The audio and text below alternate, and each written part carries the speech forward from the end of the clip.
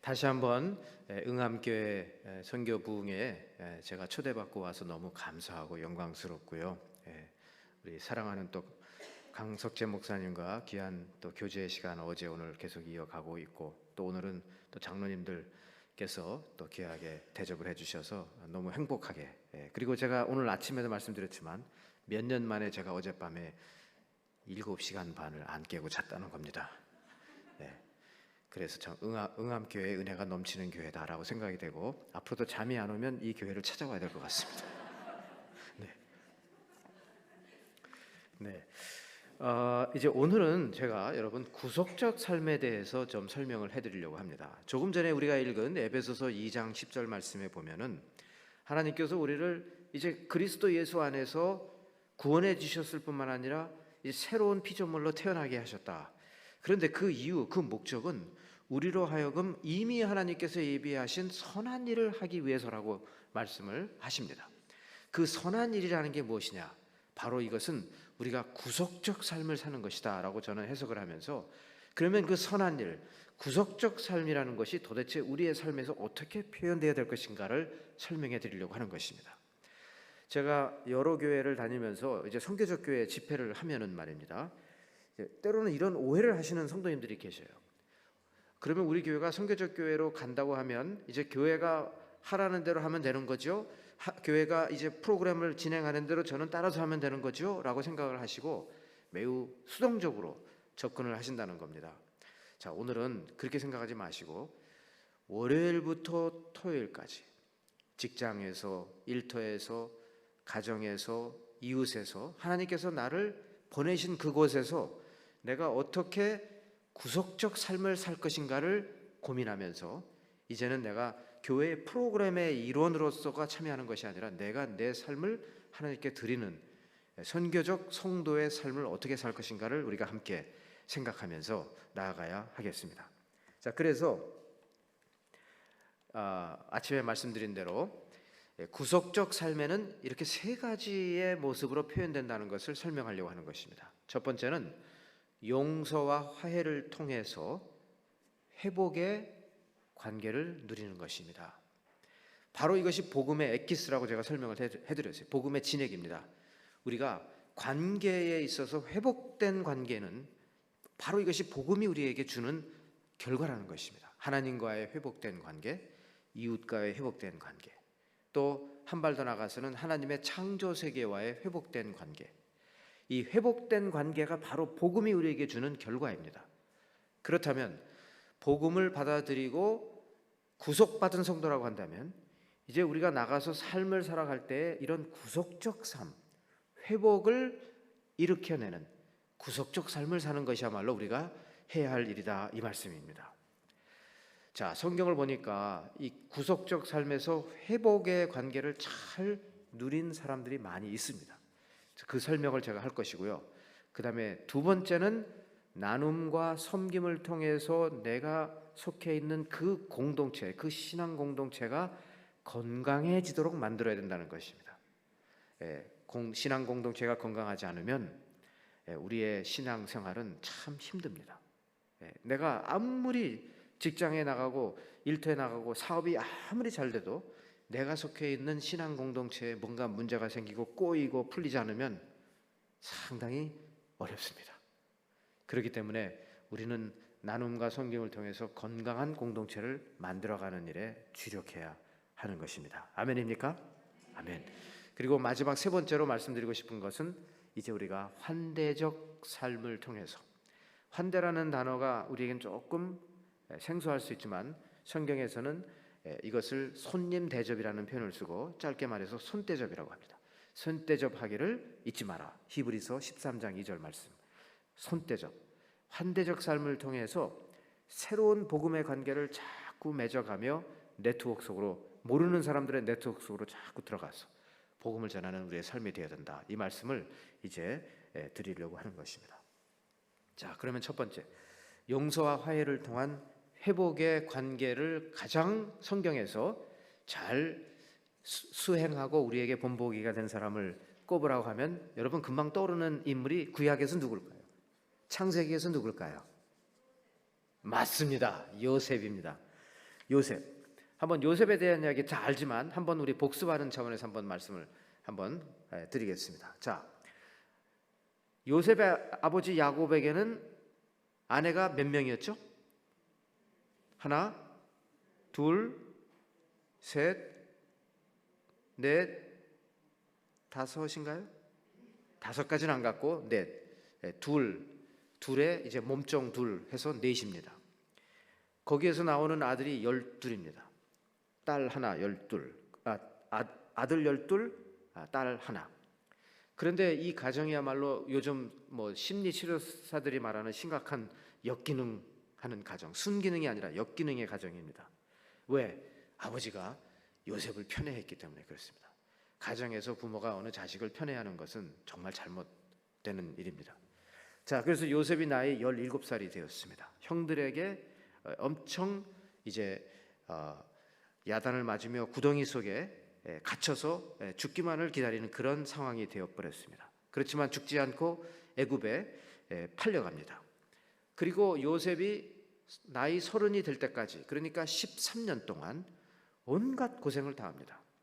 어떤 목사님의 그 표현을 빌리면은 요셉의 인생은 혹독한 수업을 13년 받는데 3교시로 나눌 수 있다 말합니다. 1교시는 구덩이 속에 버림받은 12형제 중에 하나, 제2교시는 보디발의 그 노예로서의 또 하나의 어려움, 그리고 마지막 3교시는 감옥에 갇힌 죄수로서의 또 어려운 상황이었다.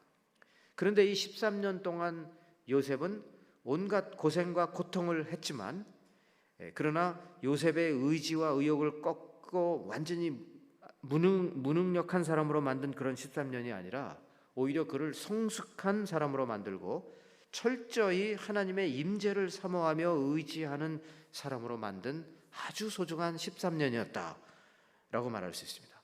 자, 요셉을 그 13년 동안 어떤 사람인가라고 표현할 때 성경은 창세기에서 이런 표현을 자주 사용합니다. 하나님께서 그와 함께 하시니 요셉이 하는 일마다 형통하였더라. 하나님께서 함께 하신 그것을 그는 깨달았습니다. 그래서 결국 나이 30에 애굽의 총리가 됩니다. 그리고 그는 꿈을 해몽하는 능력을 하나님으로부터 받아서 7년의 대풍년 뒤에 찾아오는 7년의 대축년을 미리 예언합니다. 그리고 준비시킵니다. 가나안 땅에도 흉년이 들었고 그의 형제들이 식량을 구하기 위해서 이집트에 옵니다. 그의 나이가 그때 39살. 그러니까 그를 팔아넘긴 형들과 22년 만에 다시 재상봉하는 순간이 왔습니다. 17살에 팔려가고 이제 39살에 애굽의 총리가 되어서 완전히 상황이 거꾸로 되었어요. 이제는 형들이 무릎을 꿇고 이제는 빌어야 될 때가 온 것입니다. 자, 그런데 여러분, 요셉은 분명히 형들을 보복할 수 있는 위치에 있었고 능력도 있었지만 형들을 보복하지 않았다는 것입니다. 그를 팔아넘긴 매정한 형들을 한순간 바라보면서 완전히 한 단칼에도 없앨 수 있었지만 그렇게 하지 않았습니다. 그는 하나님의 임재를 체험한 사람이었고 하나님의 구속의 힘을 경험한 사람이었기 때문에 그렇습니다. 그래서 창세기 45장에 보면 이런 내용들이 나오죠. 5절에 보면 당신들이 나를 이곳에 팔았다고 해서 근심하지 마소서, 한탄하지 마소서. 하나님이 생명을 구원하시려고 나를 당신보다 먼저 이곳에 보내셨나이다. 하나님이 이 큰 구원으로 당신들의 생명을 보전하고 당신들의 후손을 세상에 두시려고 나를 당신들보다 먼저 보내셨도다.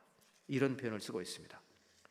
요셉은 엄청난 고난 속에서도 하나님을 바라보면서 고난의 의미와 목적을 찾았던 것이고, 그래서 그는 그의 그 고난과 그 고생이 전혀 헛되지 않고 이제는 하나님의 경륜 가운데, 하나님 뜻 가운데 이런 일이 일어나기를 하나님 미리 계획하시고 나를 보내셨기 때문에 괜찮습니다 라고 표현을 했던 것입니다. 우리가 어려운 일을 당할 때 특히 관계로 인해서 다른 사람이 뭔가 나에게 해를 준다든지 억울한 일을 하게 해서 관계 속에서 내가 너무나 가혹한 시련을 받게 될 때 말입니다. 분노가 앞서고 복수를 해야겠다라고 생각을 하는 것이 아무래도 대부분 우리는 그렇게 생각을 할 겁니다. 요셉은 그렇게 할 수 있었지만 아니다. 하나님의 섭니다. 하나님의 뜻 가운데에서 일어난 일이다. 하나님께서는 나를 사용하시기 위해서 이런 혹독하지만 이런 과정을 지나게 하셨다 라고 형들에게 말을 한 것입니다. 자, 그러니까 여러분, 용서와 화해를 통해서 요셉은 우리에게 회복된 관계가 무엇인지를 보여주었습니다. 바로 이것이 구속적 삶을 사는 성도들이 가져야 될 마음 자세인 것입니다. 그래서 여러분, 혹시 오늘 교회에 와서 말씀을 듣거나 아니면 또 온라인으로 말씀을 듣는 성도님들 가운데 내가 아직도 해결하지 못한 관계가 있다면요, 오늘 이 말씀을 들으면서 하나님께 한번 기도해 보시지 않겠습니까? 하나님, 힘주셔서 이제는 이 문제를, 이 관계를 내가 해결하게 해 주십시오. 용기를 주셔서 참 내가 먼저 전화를 걸고 내가 먼저 만나자고 해서, 그래 우리 당신이 날 많이 힘들게 했지만 이제 다 없었던 걸로 합시다. 이제 훌훌 털고 새로운 관계 속으로 들어갑시다 라고 하나님께서 우리에게 그런 은혜를 주시기를 간절히 소원합니다. 왜냐하면 그 관계 속으로 들어가지 않는 한은 우리는 복음과 상반된 삶을 살기 때문에 그렇습니다. 왜냐하면 복음은 우리가 아직 죄인 되었을 때 하나님께서 우리를 향하신 하나님의 사랑을 확증하셨다고 그랬거든요. 아직 우리가 죄인 되었을 때 예수 그리스도를 십자가에 못 박아 돌아가시게 만드셨다, 이 말씀입니다. 그래서 우리를 다시 하나님과 화목한 관계로 만들어 주셨다고 했습니다. 그러니까 우리는 무엇보다 나와 직결된 그런 풀리지 않는 그런 인간 관계가 있다고 한다면 하나님께 기도하고 또 기도해서, 그래서 하나님 앞에 용서를 구하고, 또 그 다음엔 또 내가 가해자라면 용서를 또 구하고, 이웃에게 용서를 구하고, 내가 피해자라면 용서를 해주면서 관계를 회복하는, 왜냐하면 이 관계가 회복될 때에 비로소 우리는 이제 복음의 능력을 체험하고 복음의 능력을 사람들과 나눌 수 있기 때문에 그렇습니다. 꼭 그렇게 되시기를 축원합니다. 그런데 생각보다는 어려운 일입니다. 우리의 힘으로 되지 않고 성령께서 도와주셔야 합니다.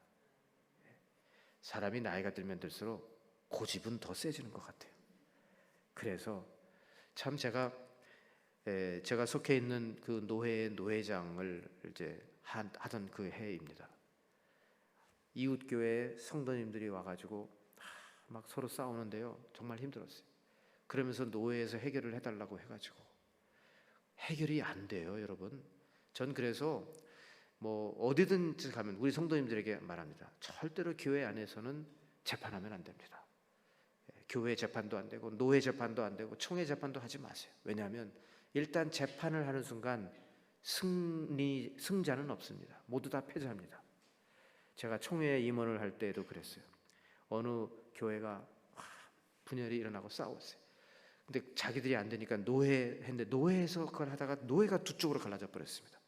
거기서 또 안 되니까 총회까지 왔어요. 총회 재판을 해서 더 이상 싸우지 말라고 했는데 승복을 못하고 세상법정으로 가가지고 이번에는 총회를 걸고 또 소송을 해가지고 말입니다. 총회가 돈이 별로 없었거든요. 엉뚱하게 엄청난 돈을 또 사용하면서 쓸 수밖에 없었죠. 결국 세상법정의 판사가 내린 총체적인 결론은 이것이었습니다. 너희들 고만해라.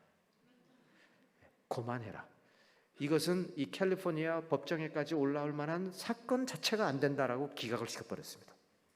그러니 이게 얼마나 창피한 노릇입니까, 여러분? 믿지 않는 법정에서 말입니다. 이렇게까지. 그러므로 제가 깨달은 것이 있습니다. 신앙이 좋다고 하는 사람들일수록 싸우면 더 무섭게 싸운다는 거예요. 순교자의 정신으로 싸우더라고요. 그러면서 내가 진리를 가지고 있고 저 사람은 진리를 보아야 된다는 겁니다. 또 반대로 저쪽에서 또 그렇게 생각을 해요. 그래서 저는 우리 교인들에게 아주 신신당부를 합니다. 싸우지 마세요. 절대로 어렵다고 해서 이 교회 법정으로 가면 안 됩니다. 노예도 안 됩니다. 청유도 하지 마세요. 저는 제가 노예장 할 때 사건이 두 번 있어가지고 그걸 다 치렀는데 하고 나니까 노예 분위기도 아주 안 좋고요. 안 좋았어요. 하지 마. 이제는 못하게 하려고 합니다. 우리는 우리가 가지고 있는 얽히고 풀리지 않는 그런 모든 관계를 주님의 은혜 가운데에서 믿음으로 풀어야 될 뿐만 아니라 우리가 믿지 않는 사람들이 그렇게 살아갈 때 풀어주는 일까지 해줘야 되는 것입니다. 이것이 구속적 삶을 사는 성도들의 모습입니다. 이웃 사람들이 서로 싸우고 안 본다고 하면 어떻게 해서든지 이 사람들을 화해시켜주는 일을 하는 것이 우리가 해야 될 일이라 이것입니다. 여기 제가 이 사진을 하나 보여드리겠습니다. 좀 오래된 사진이에요. 20년이 넘은 사진인데 제가 필리핀에서 선교사로 있을 때입니다. 현지인 교회를 섬겼는데 전도를 좀 많이 하세요. 전도를 많이 하라고 했더니 우리 교회 대학생이 이제 필리핀 여기로 말하면 서울대학교 같은 그런 아주 좋은 University of the Philippines라고 필리핀 국대죠. 그러니까 거기 아주 우수한 청년이었는데 근데 이제 필리핀에 그 당시에는 막 앞에 무허가로 막 이렇게 상점들이 많이 있고 그런 때에 여기 지금 이 자매가 이름이 레나라는 자매로 제가 리나라는 자매인데 영어는 한마디도 못하는 사람이에요. 따갈록만 하는 사람입니다. 여러분 따갈록이 필리핀 국어라는 거 아시죠? 왜 따갈록이라고 부르는지 아십니까? 엄청 듣기가 따가워요. 따가 이래요. 그러니까 따가운 거예요. 그래서 따갈록입니다. 제 해석인데 그래서 이 가족은 따갈록밖에 못해요. 따갈록을 하는 가족이고 그런데 이제 이 대학생이 가서 전도를 하고 제가 섬기는 교회에 이제 출석을 하기 시작을 했습니다. 그런데 저는 또 영어로 설교를 하니까 제 설교를 전혀 못 알아들어요. 그래도 전도를 했으니까 와서 앉아 있는 거예요. 저도 참 안타깝죠. 저는 그때 따갈록을 그렇게 못했으니까 따갈록을 할 수도 없고. 근데 어느 날 목사님 저기 병원에 신방을 가야 된다고 장로님들이 연락이 와가지고 신방을 갔어요. 그랬더니 이 자매가 온몸에 전치 몇 주인지 모르겠는데 엄청 두들겨 맞고 엄청 심각한 상태의 병원에 입원을 했는 거예요. 어떻게 된 일이냐고 했더니 남편이 두들겨 팼는데 정말 사람을 죽일 정도로 팬 거예요. 와, 심각하더라고요. 왜 남편이 이렇게 두들겨 팼냐고 그랬더니 술을 많이 먹고 평소에 며느리가 시어머니에게 태도가 안 좋았다는 거예요. 그랬다고 막 두들겨 팬 겁니다. 그런데 나중에 알고 보니까 남편은 실직한 상태에서 자존감은 굉장히 낮아졌고 아내가 나가서 이제 노상에서 돈을 벌어오는 걸로 살아가니까 이 집에 또 애가 넷이나 되는데 말입니다. 남편이 계속 스트레스가 있었던 것 같아요. 근데 우리 교회 성도님들이 보니까 도저히 리나 자매를 집으로 돌려보낼 수가 없는 겁니다. 너무 위험해요. 병원에서 퇴원하고 난 다음에 자매들이 한 달씩 자매들이 이 자매를 맡아서 몇 달을 지극정성으로 간호해 준 겁니다. 장로님들이 모여가지고 저 가정을 우리가 어떻게 도와야 되겠는가 해가지고 이 남편을 만났어요. 아니 자네는 왜 아내를 이렇게 두들겨 패고 왜 그러냐 그랬더니 자기가 스트레스가 너무 심하대. 왜 그러냐 그랬더니 실직을 해서 스트레스가 심하대. 그러면 저기 직업을 좀 찾게 해줄까? 그러면 얼마나 좋겠습니까? 그래서 이제 필리핀에는요 그 경비 쓰는 사람들의 직업이 아주 직업이 그런 사람들이 많아요. 쇼핑몰 앞에 장총을 딱 들고 있어요. 처음에 가가지고 얼마나 섬찟했는지 모릅니다. 맥도날드 앞에도 총을 딱 들고 있는 거예요. 은행 앞에는 당연히 있는 것이고 처음에는 아니 여긴 총만 들고 있네. 아니 맥도날드 앞에도 장총 아니면 권총을 차고 있고 그런 거예요. 막 서늘해가지고 말입니다. 그런데 거기서 한 1년 살고 나니까 적응이 돼가지고 그 다음에는 맥도날드 가는데 총을 안 들고 있으면 불안해서 못 들어가겠어요. 지켜주는 사람이 없는 것 같은 느낌이 드는 거죠. 자기가 그걸 좀 하고 싶다는 거예요. 학교에 가서 그걸 또 배워가지고 트레이닝을 받고 라이센스를 따야 된대요. 장로님들이 교회 헌금을 모아가지고 이 사람을 도와줬어요. 몇 개월을 학교를 다니게 해가지고 경비를 쓰게 했더니 그 다음에는 말입니다. 그리고 다시 이 자매를 집으로 돌아가게 하고 해서 온 식구가 이제 다 나온 거예요. 이 부활절 아침 사진인데 온 식구가 나온 거예요. 그리고 이 가정을 이제 토대로 해서 따갈록으로만 하는 회중을 하나를 시작을 했어요. 그래서 이제 교회는 영어로 하는 회중, 따갈록으로 하는 회중, 지금은 20년이 지났는데 따갈록으로 하는 회중의 숫자가 훨씬 더 커졌습니다. 바로 이 가정 때문에 그래요. 저는 그때 참 두고두고 생각한 것이, 이 남편의 마음을 부드럽게 만든 장로님들이 너무나 훌륭하더라고요.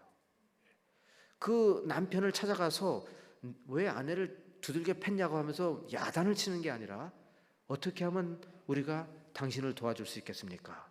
하면서 원인을 파악해내고 직업을 찾을 수 있도록 가장으로 세워준 거예요.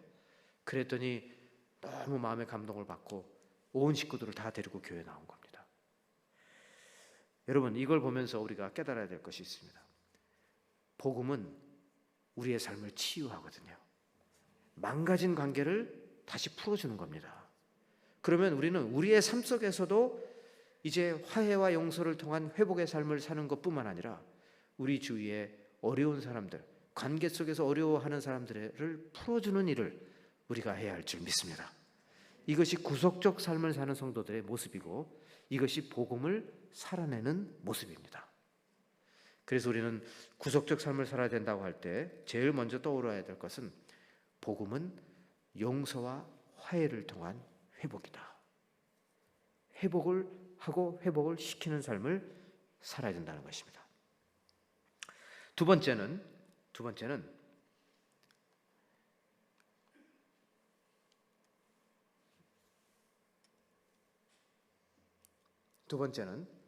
이제 나눔과 섬김을 통해서 건강한 공동체를 만들어 가야 되는데요.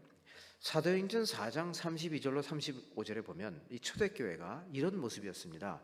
믿는 무리가 한 마음과 한 뜻이 되어 모든 물건을 서로 통용하고 자기 재물을 조금이라도 자기 것이라 하는 이가 하나도 없더라. 사도들이 큰 권능으로 주 예수의 부활을 증언하니 무리가 큰 은혜를 받아 그 중에 가난한 사람이 없으니 이는 밭과 집 있는 자는 팔아 그 판 것의 값을 가져다가 사도들의 발 앞에 두매 그들이 각 사람의 필요를 따라 나누어 주매라. 초대교회가 예수 그리스도께서 부활하셨다는 이 놀라운 메시지를 듣고 선포하는 과정에서 많은 사람들이 모였습니다. 모였을 때 여기 보십시오. 모든 물건을 서로 통용했다. 웬만한 마음 갖고는 안 됩니다. 제가 대학생 선교회에서 전도를 받아가지고 이제 대학교 1학년 때 훈련을 빡세게 받았고 2학년 때 훈련을 빡세게 받았어요. 엄청 훈련을 받고 대학교 2학년 여름방학 때 이제 밴쿠버에서 살던 사람이 토론토까지 비행기를 타고 5시간이나 날아와서 토론토 대학을 전도하겠다고 이제 합숙 훈련을 하면서 훈련을 받을 때였습니다. 한 25명 전국에서 모인 대학생들이 모이고 또 CCG 간사님들 몇 분이 모여가지고 합숙을 하는 거예요. 2달 반 동안 합숙을 하면서 전도 훈련을 받고 이제 나가서 전도하는 겁니다. 그런데 아침에 말입니다. 아침에 거기는 물론 장도 함께 보고 요리도 같이 하고 식사도 같이 하고 설거지도 같이 하는 그런 합숙이에요. 그런데 아침에 일어났습니다. 간사님이 뭐를 이렇게 싹 밑에다가 내려놓는 걸 제가 봤어요. 식탁에서. 얼마나 궁금해요. 뭘 내려놨지? 제가 싹 들어가니까 싹 내려놓더라고요. 감추는 거예요. 이렇게 보니까 우유통을 밑에다가 싹 내려놔요. 위에는 우리가 그날 식단에 없었던 시리얼을 이렇게 먹고 있더라고요. 그리고 우유는 밑에 싹 내려놨어요. 그러니까 이건 아마 이 우유는 내가 개인적으로 산 거니까 내가 타서 마시는 거고 너네들 자꾸 달라고 하지 말라, 그런 뜻이었던 것 같아요. 근데 지금 40년이 훌쩍 지난 지금까지 제가 그것을 왜 기억하고 있을까요? 왜 저는 사도행전 4장을 읽을 때마다 모든 물건을 서로 통용했다고 했는데 왜 그 간사님은 혼자서 그 밀크를 마시고 나한테는 안 줬을까? 두고두고 생각이 나는 거예요, 여러분. 별거 아닌 것 같은데 아니 지금 우리가 완전히 3달을 주님께 바치면서 합숙하면서 전도하겠다고 전국에서 지금 몰려왔는데 말입니다. 그걸 그렇게 하지 말고, 야 내가 지금 이걸 속이 좀 안 좋아서 이걸 내가 우유를 지금 사서 마시는 건데, 내가 그래서 지금 따로 이거 마시는 건데 너 필요하면 좀 마실래? 그러면 안 마시죠. 아이 그거 매일 쓰셔야 되는데요. 이렇게 할 텐데, 그런 성숙함이 조금 모자랐어요 그분이. 예. 우유를 감췄어요. 지금도 생생하게 기억이 나요.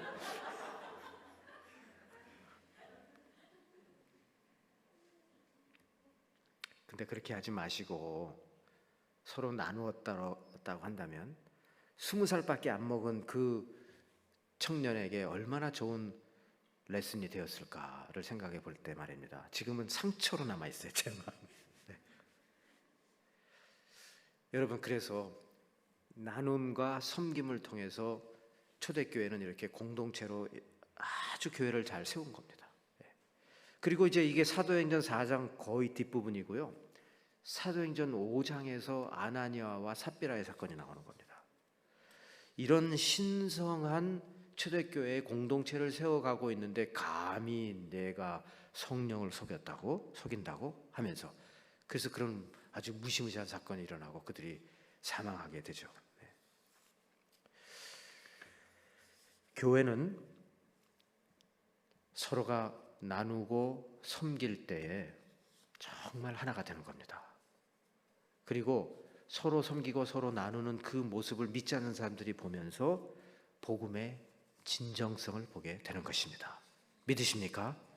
아멘. 그러므로 응암교회도 그렇고 많은 교회들이 그렇고 제가 섬기는 교회도 그렇습니다. 성도님들이 그래요. 한번 심하게 아팠던 분들이 병원에 입원했다가 나오고 나서 은혜를 엄청 받아가지고 나와요. 내가 우리 교회에서 이렇게 사랑받는 존재였다는 걸 이전에는 몰랐습니다.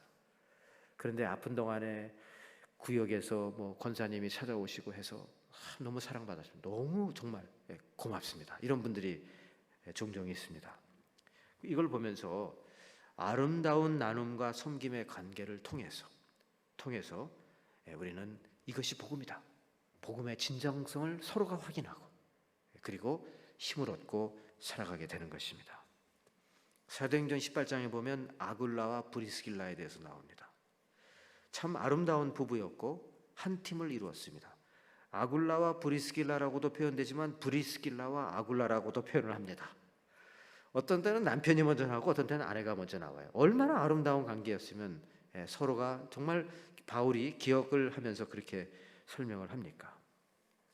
그러면서 두 사람은 신실하게 복음을 전했을 뿐만 아니라 사도 바울을 도와서 함께 장막을 깃는 일을 했습니다.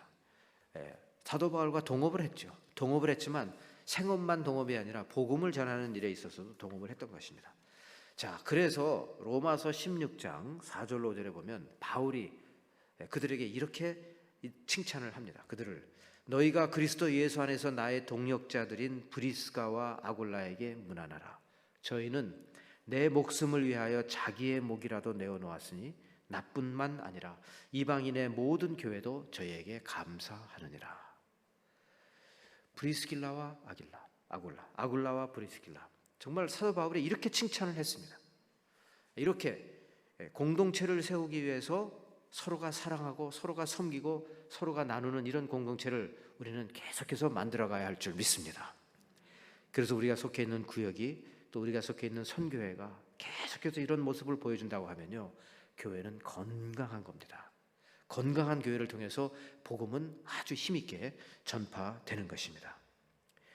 그런데 보면 이제 어려운 교회들 보면은요, 참 목사님, 담임 목사님과 원로 목사님, 아니면 목사님과 장로님, 아니면 또 평신도와 평신도 사이에 일을 잘하다가도 관계가 막 엉망이 되어 버리는 겁니다. 이런 교회는 너무너무 힘들어요. 그렇기 때문에 우리는 어떻게 해서든지 서로 나누고 서로 섬기며 건강한 공동체를 이루어가야 할 줄 믿습니다. 아멘. 우리 옆에 계신 분 보시면서 주님의 이름으로 사랑합니다 한번 인사하시기 바랍니다. 또 인사하실 때 앞으로 더 잘 섬기겠습니다 한번 인사하세요. 네, 감사합니다. 여러분, 혹시 그 선교 역사에서 윌리엄 캐럴이라는 이름을 들어보셨습니까? 들어보신 분 계실 거고요. 윌리엄 캐러리를 영국 분인데 현대 선교의 아버지라고 부릅니다. 왜냐하면 그가 1792년에 인도에 선교사로 갈 때, 물론 그가 선교사로 간 것도 위대하지만 그것보다 더 위대한 것은 선교사를 체계적으로 파송할 수 있는 선교 단체를 만들었다는 데에서 아주 대단한 인물입니다. 영국의 침례교 선교회라는 베프티스트 미셔너리 소사이티를 그가 만들고 첫 번째로 그 단체로부터 파송을 받아서 인도에 간 케이스입니다. 그렇게 되면서 계속해서 여러 파송 단체들이 만들어지게 되죠. 런던 미셔너리 소사이티, 철치 미셔너리 소사이티 등등 여러 선교사를 파송하는 단체를 만들어서 드디어 급기야 19세기는 교회사의 선교 역사에서 가장 황금 시대라고 우리가 말을 합니다. 그 중심에 윌리엄 캐러리가 있었습니다. 그런데 여러분, 제가 팬데믹 기간 동안에 윌리엄 캐러리에 대해서 자세히 읽어보니까 윌리엄 캐러리는 정말 고민이 많았던 사람이었더군요. 우선 그가 이제 그 당시에 여러분 영국에서 사람들이 해외 선교를 안 할 때였습니다. 왜 안 했느냐? 칼빈주의자들 가운데 좀 극우 칼빈주의자가 있었습니다. 영어로 말하면 하이퍼 칼비니스트들이 있었어요. 이 사람들은 예정론을 완전히 극과 극으로 몰고 간 사람들입니다. 어떻게까지 갔냐면 하나님은 이미 구원받아서 천국 갈 사람들과 구원받지 못해서 지옥 갈 사람들을 이미 예정해 놓으셨다. 그렇기 때문에 우리가 무슨 방법으로 무슨 일을 해도 이건 바뀌지 않는다. 그러므로 선교사를 파송할 필요가 없다. 이미 다 정해졌기 때문에. 자, 이런 생각이 팽배할 때였습니다. 그때 윌리엄 캐러리가 소책자를 발간합니다. 소책자의 제목이 무엇이냐면 우리 그리스도인에게는 의무가 있다. 어블리게이션이 있다. 무슨 의무냐? 우리가 필요한 모든 수단을 동원해서 이교도들을 회심시켜야 될 의무가 우리에게 있다라는 그런 내용의 소책자를 발간합니다. 그러면서 이 극우 칼빈주의자들을 공박합니다. 잘못된 생각이었다. 하나님은 우리가 해외 선교하기를 원하신다 해가지고요. 우리가 가지고 있는 모든 수단을 동원해서, 수단이라는 거 당시에 우리의 가지고 있는 예를 들면 뭐 재정이라든지 시간이라든지 이런 걸 다 투자해서 가야 된다는 거예요. 그리고 이제 많은 사람들이 그 책자에 감동을 받고 헌금을 하기 시작하고 선교사를 파송하기 시작을 했습니다. 자, 그래서 윌리엄 캐러리가 나도 갑니다 하고 이제 떠났는데 말입니다. 아내가 뭐라고 했을까요? 아내의 이름은 도로시. 도로시가 뭐라고 말했을까요? 나는 안 갑니다. 당신이나 가십시오. 그래가지고 윌리엄 캐러리가 혼자 배를 타고 가는 거 아니겠습니까? 인도로 배를 타고 가다가 뭐가 문제가 생겨가지고 배가 돌아와요. 때는 이때다. 아내를 또 설득을 시킵니다. 그러지 말고 갑시다. 아내가 안 가겠다는 아내를 그냥 억지로 끌고 인도로 향한 배를 타고 간 겁니다. 여러분, 안 가겠다는 사람 끌고 가면 어떻게 될까요? 인도에 내렸을 때 어떻게 될까요? 잘 모르실 수 있죠. 네. 가정 불화가 시작이 된 겁니다. 가정 불화가 시작이 되고 아내는 사사건건 남편의 하는 일에 비협조적인 게 사람이 됩니다.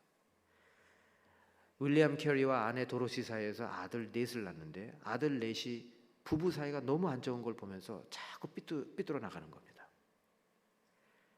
자, 아들 셋을 이미 낳고 넷째는 임신 중이었을 때 아내를 억지로 배에 태우고 갔으니 아내가 얼마나 화가 났겠어요. 임신한 몸으로 그 막 출렁출렁거리는 파도를 타는 그 배 안에서 말입니다. 극구 안 가겠다는 반대하는 아내를 데리고 갔으니 말입니다. 행복한 여인이 절대로 되지 못했죠. 마음속에는 아주 그 불평, 불만, 원망이 가득한 사람이 되었고요. 결국 인도 선교제에 가서 2년 만에 아내는 정신병을 앓기 시작합니다. 참 이런 악재가 어떻게 가능하겠습니까? 아내가 이상한 말을 하고 이상한 행동을 하니까 결국은 어떻게 해요? 선교는 해야 되겠고 아내를 끈으로 묶어가지고 방 안에 가두고 자기는 자기를 하는 거예요. 네 아들이 이걸 다 봤어요. 참 근데 윌리엄 캐리는 이 보통 배짱인지 자중에 얼굴에 철판을 깔았는지 막 그 사이에 성경을 벵갈어로 번역을 했습니다. 참 이게 그런데 이 부부 사이가 계속해서 어려워졌고 결국 그 아내는 인도에서 생을 마감합니다. 정신병에 걸려서. 큰아들 필릭스가 이것을 보고 반항을 합니다. 이건 복음도 아니고 이거 뭐냐 이거 도대체. 그런데 여러분, 윌리엄 캐리가 결코 현대 선교의 아버지가 될 수 없는 상황인 거예요. 자기 집안도 하나 제대로 못 다스리는데 무슨 누구를 지금 선교한다는 소리냐. 그런데 여러분, 지원군이 왔습니다. 마르시맨이라는 부부가 왔고 그리고 총각인 월드라는 총각이 왔어요. 마르시맨은 교사, 월드맨은 프린트 공이에요. 그래서 이제 결국은 세 가정이죠. 세 가정이 큰 집을 임대해서 함께 공동체 생활을 하기 시작합니다. 그러면서 이 마르시맨의 아내 한나라는 사람, 조시와 마르시맨의 안나가 한나 마르시맨인데 한나가 이제 윌리엄 캐리의 네 아들의 어머니가 되는 겁니다.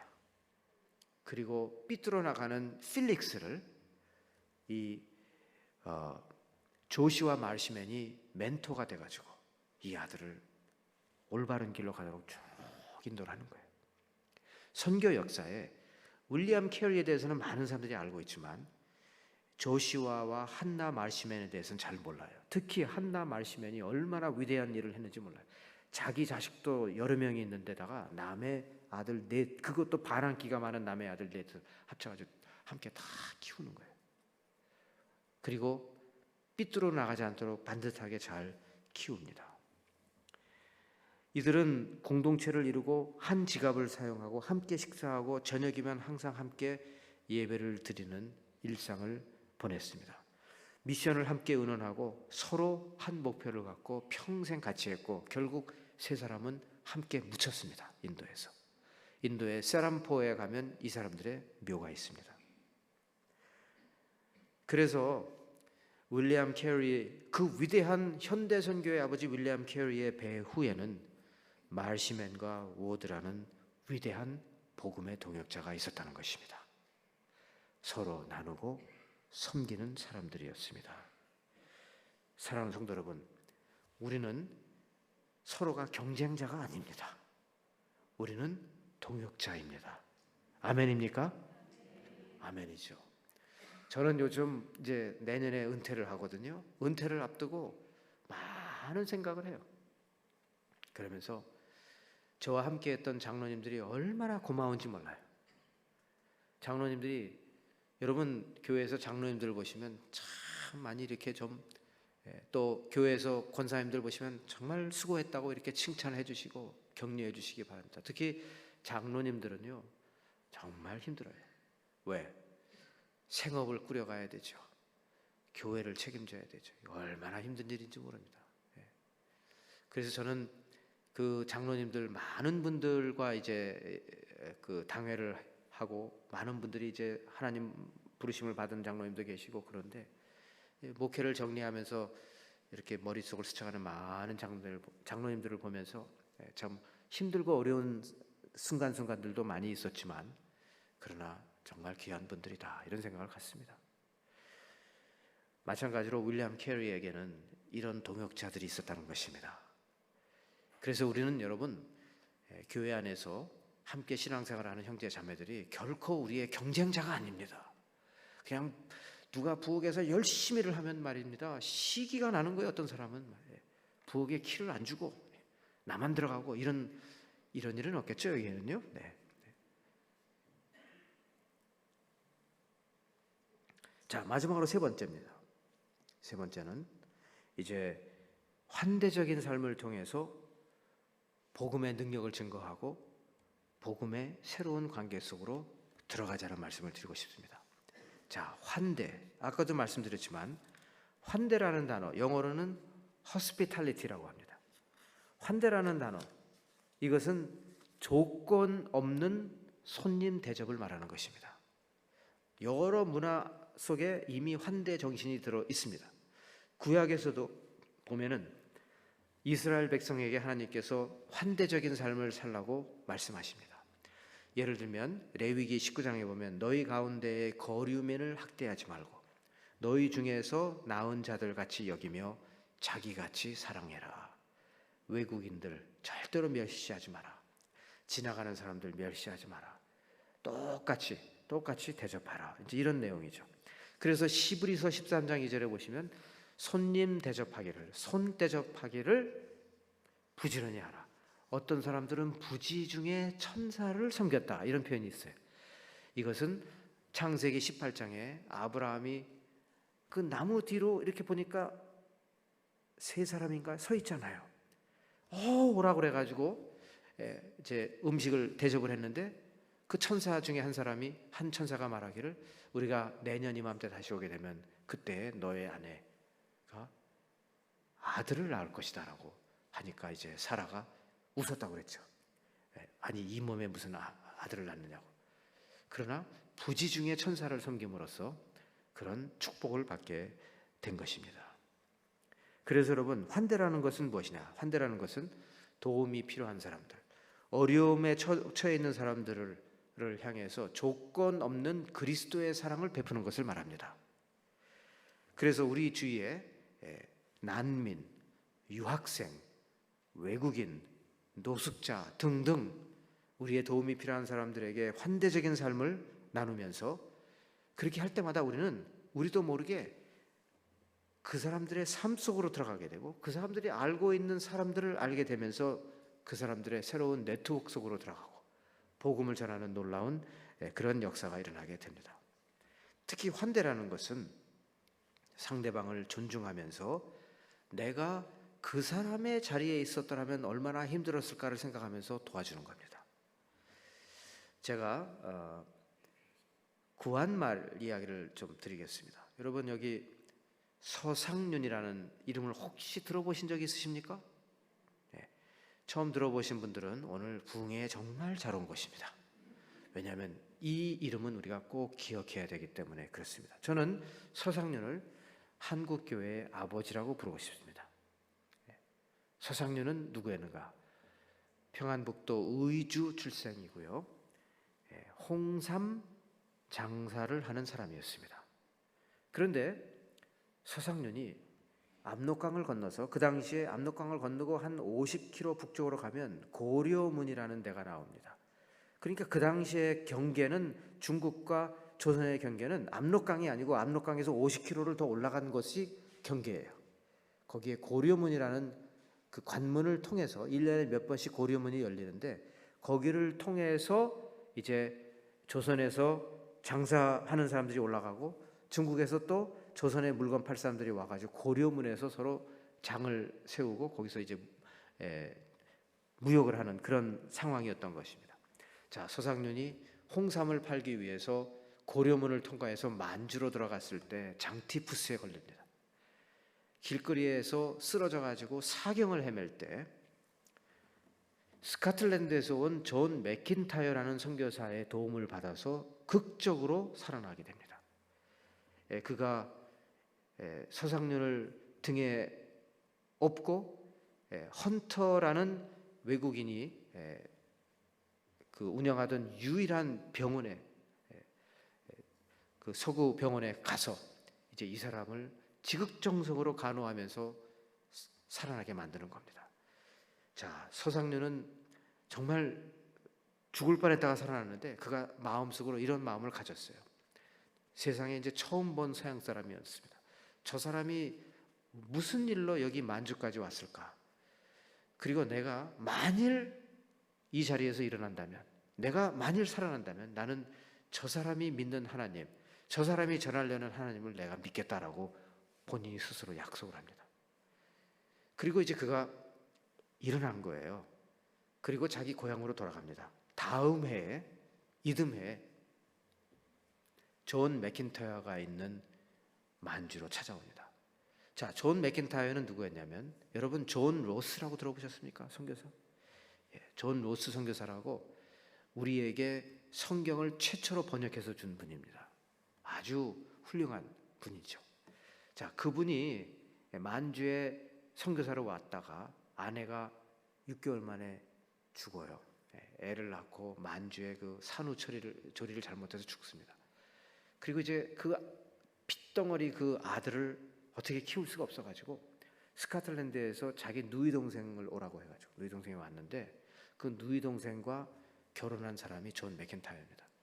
그래서 존 로스와 존 맥킨타이어가 함께 만주에서 활동을 했는데, 이 존 맥킨타이어하고 존 로스를 찾아온 거예요, 서상륜이. 그 다음에 그러더니 뭐라고 했냐면, 내가 예수를 믿겠습니다. 서상륜이 성경 번역하는 팀의 한 멤버가 됩니다. 성경을 번역해요. 존 로스 버전이라고 해가지고 그 성경이 이제 신약이 완역이 되는데, 존 로스는 대단한 사람이죠. 우리에게 하나님이라는, 성경에 나오는 하나님이라는 그 용어로 사용하기 시작한 것도 존 로스 때문에 그렇게 된 겁니다. 존 로스가 우리에게 준 거예요. 하나님이라고 불러라. 이렇게 되었는데, 자, 존 맥킨타이어, 존 로스의 이런 사랑을 받고 서상륜이 이제 예수를 믿게 됩니다. 서상륜이 그 다음에 어떻게 됩니까? 그가 쪽복음을 등에 지고요, 압록강을 건너서 자기의 당숙이 살고 있었던 황해도의 소래 마을에 가가지고 복음을 전합니다. 한 70가구 정도가 살고 있는 마을이었는데 대부분의 사람들이 예수를 믿어요. 그래서 소래 마을에 최초의 교회가 생깁니다. 한번 절 따라 하시죠. 조금 더 크게. 네. 소래 마을에 최초의 교회가 생깁니다.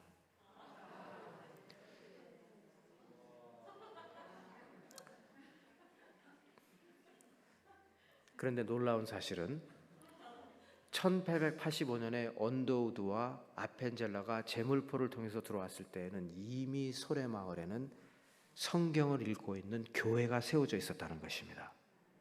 예, 그 교회를 세운 사람이 바로 서상륜이에요.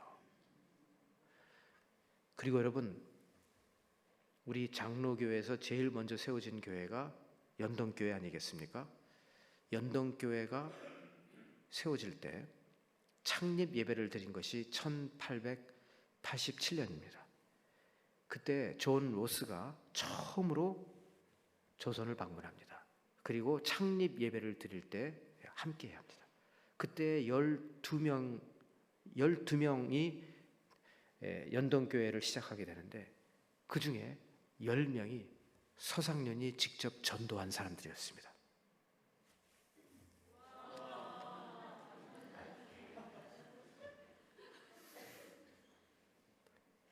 서상륜은 소래교회를 시작했을 뿐만 아니라 연동교회를 시작한 사람이에요. 그런데 서상륜이 이렇게 시작하고 그리고 초대교회 조사가 됐거든요. 전국을 누비면서 복음을 전한 사람입니다. 홍삼을 팔았던 사람이 이제는 복음을 들고 성경을 파는 권서인이 된 겁니다. 자, 누구 때문에? 존 맥킨타이어가 길거리에서 죽어가는 사람을 그냥 지나치지 않은 거예요. 그 사람 곁을 몇 주를 떠나지 않고 지극정성으로 간호해 줬습니다. 그랬더니 서상륜이 누워서 도대체 저 사람이 믿는 하나님이 누군가? 내가 예수를 믿게 된다면, 내가 일어나게 된다면 나는 저 사람이 믿는 하나님을 믿겠다고 해서, 서상륜의 동생이 서상조입니다. 서경조예요. 서경조가 누구냐? 1907년에 평양신학교 제1회 졸업생 7인 중에 한 사람이 서상륜의 동생 서경조예요. 온 집안을 복음화시킨 겁니다. 자기 동생을 목사 만든 거예요. 그래서 저는 서상윤을 한국교회의 아버지라고 부릅니다. 대단한 사람이에요. 대단한 사람. 한번 이미지가 올라왔습니까? 한 번 더 보여주세요. 서상윤 1848년에 태어나서 1926년에 하나님 품에 안긴 이 이름을 잊어버리지 마시라. 우리 한국교회 성도들은 이 인물이 얼마나 소중한 인물인가를 우리가 알아야 됩니다. 서상윤. 그 서상윤을 도운 맥킨타이어. 환대적 삶을 살았기 때문에 그렇습니다.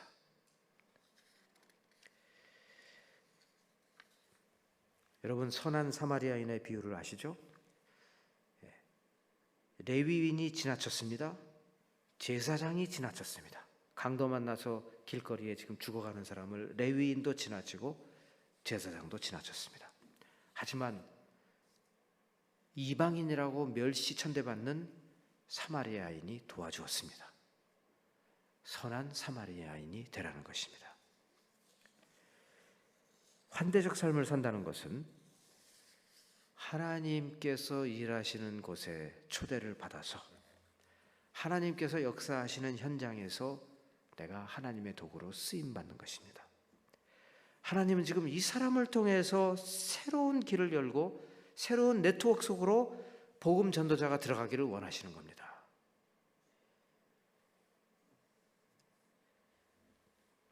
그러므로 여러분, 우리는 환대적 삶을 사는 성도가 되어야 하겠습니다. 여기 한번 보세요. 여기 보시면 지금 맨 왼쪽 위에가 존 로스 선교사입니다. 제가 시간이 좀 허락이 되면 존 로스에 대한 말씀을 해도 정말 너무 귀한 사람이에요. 하지만 그냥 넘어가겠습니다. 그 옆에가 그의 처남 존 맥킨타이어입니다. 그리고 그 밑에가 서상윤이고요.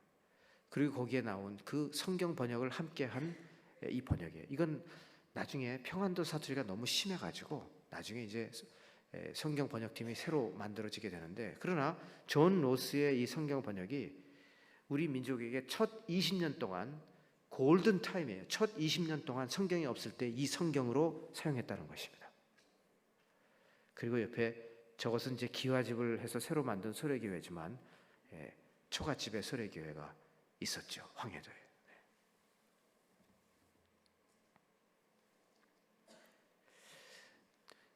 토론토 영락교회의 난민사역 하나를 소개해드리겠습니다.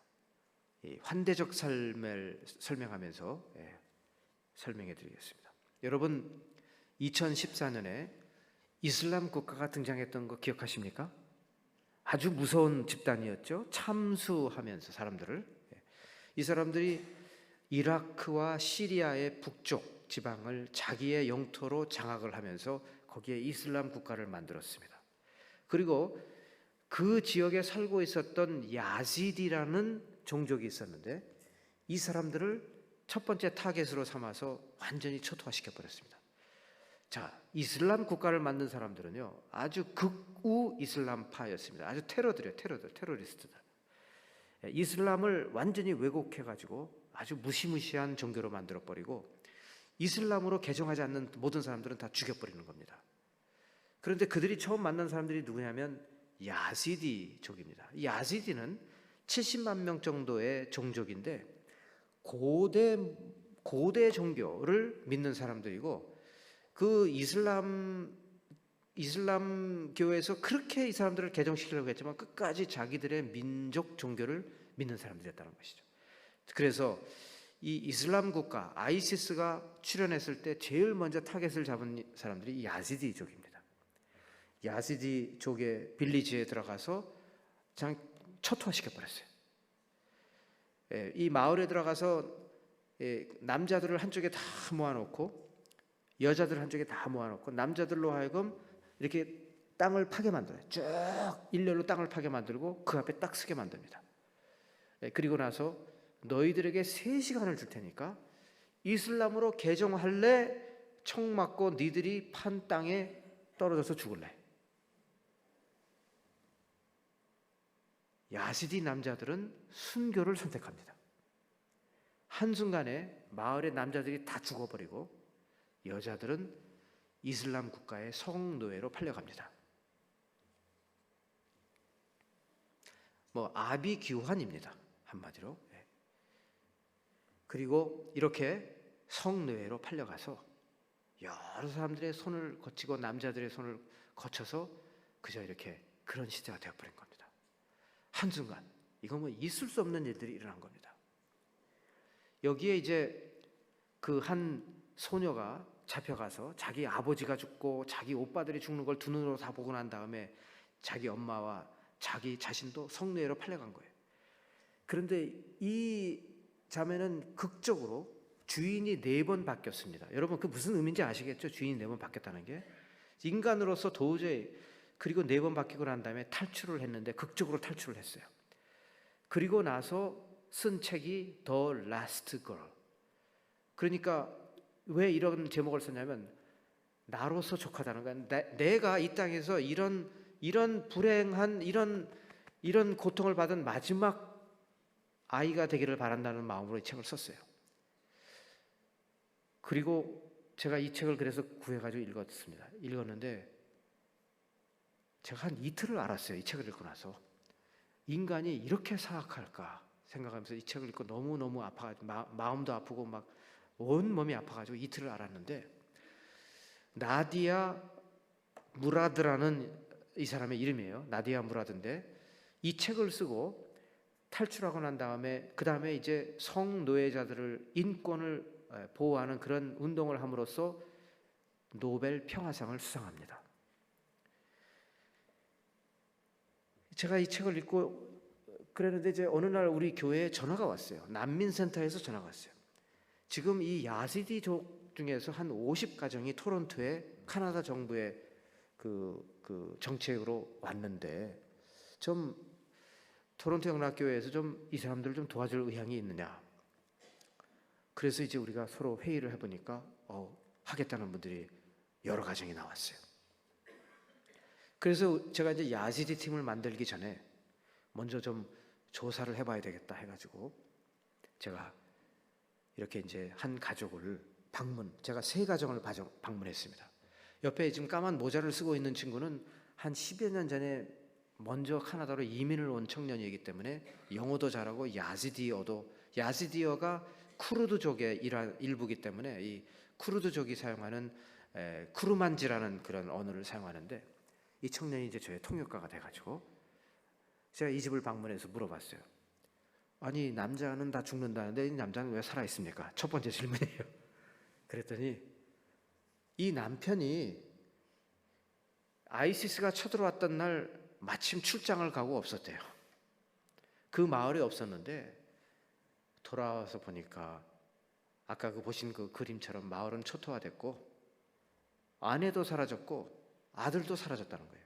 큰아들, 쟤는 둘째 아들인데 그 후에 나내고 큰아들은 지금 바닥에 누워있어요. 아들도 사라졌고 아내도 사라지고 집은 완전히 엉망이 되어버렸고 사람들 다 죽었고 뭐 그냥 완전히 멘붕이 온 겁니다. 그런데 조금 있으니까 자기 아내를 판다는 광고가 올라온 거예요. 이게 뭐야 봤더니 아내를 판다는 거예요. 아내를. 그래가지고 수소문을 해서 1만 달러를 구해가지고 중개인 4사람을 거쳐가지고 아내를 사온 겁니다. 아들도 다시 찾아왔어요. 그리고 정말 세상 말로 말하면 운이 좋은 겁니다. 카나다 정부의 혜택을 받아가지고 지금 토론토까지 왔다는 거예요. 아, 그러냐고. 2번째 집을 가니까 역시 남편이 없어요. 조그만 여인인데 벽에다가 남편 사진을 쫙 붙여놨어요. 매일 남편을 위해서 기도한다는 거예요. 남편이 어디 있습니까? 그랬더니 실종됐다는 거예요. 근데 그 실종됐다는 말이 차마 사살당했다는 말을 하지 못하니까 매일 악몽을 꾼답니다. 이렇게 이제 3가정을 방문을 했어요. 그리고 나서 나름대로 제가 얻은 결론은 이들의 삶은 조각난 삶이다. 이들에게는 삶이 3가지가 존재하는 거예요. 2014년 8월 이후 집단 학살, 여성 납치, 성노예 이런 어마어마한 트라우마. 2번째는 이제 이 흩어진 삶인데 쿠르드 자치 지역이라고 이라크에 거기에 난민 캠프에서 대부분 사람들이 살아가고 그리고 여러 나라로 흩어져서 도망간 거죠. 그리고 이제 그중에 토론토에 와서 살고 있는 토론토의 삶. 이렇게 이제 토론토에서 이 난민 캠프에 연락이 된대요. 자기 이제 친척들을 연락을 하고 이러는 삶을 사는 겁니다. 그래서 우리 교회가 이걸 어떻게 할까 하다가 야지디 팀을 조직했습니다. 우리 교회가 8가정을 맡겠다라고 난민센터에 말을 해서 8가정을 맡았어요. 그리고 이 8가정을 섬기는 8가정이 생겼어요.